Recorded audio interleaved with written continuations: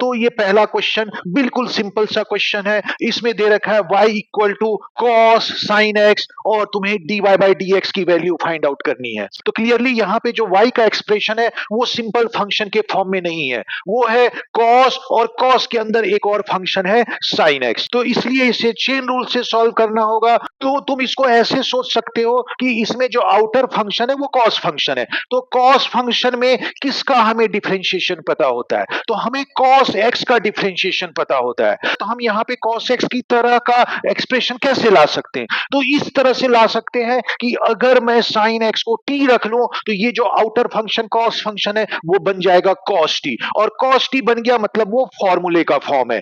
तो इसके सॉल्यूशन का पहला स्टेप है कि sin x को रख लो t। तो जैसे ही मैं sin x को t रखूंगा तो y इक्वल टू हो जाएगा cos t, और इस तरह से y जो है ये डिफरेंशिएशन के फॉर्म में आ गया है। तो हम दोनों तरफ x के रेस्पेक्ट में डिफरेंशिएट कर देते हैं, तो लेफ्ट साइड में हो गया dy बाई dx और राइट साइड में हो जाएगा d by dx of cos t।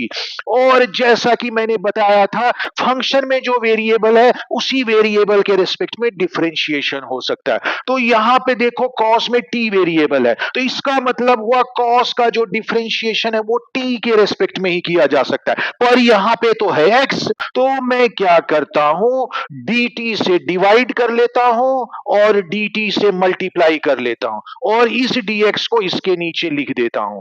तो इस तरह से अब क्या हो गया कि अब cos t का डिफरेंशिएशन हो सकता है क्योंकि वो dt आ चुका है। तो फॉर्मूले के हिसाब से इसका डिफरेंशिएशन हो जाएगा minus sine t into d by d x, और देखो मैंने t क्या रखा है, तो t रखा है sin x, तो उसको मैं यहां पुट कर देता हूं। तो ये फंक्शन में वेरिएबल x है, उसका डिफरेंशिएशन x के रेस्पेक्ट में ही करना है। तो इस तरह से ये डिफरेंशिएशन का फॉर्म आ गया है।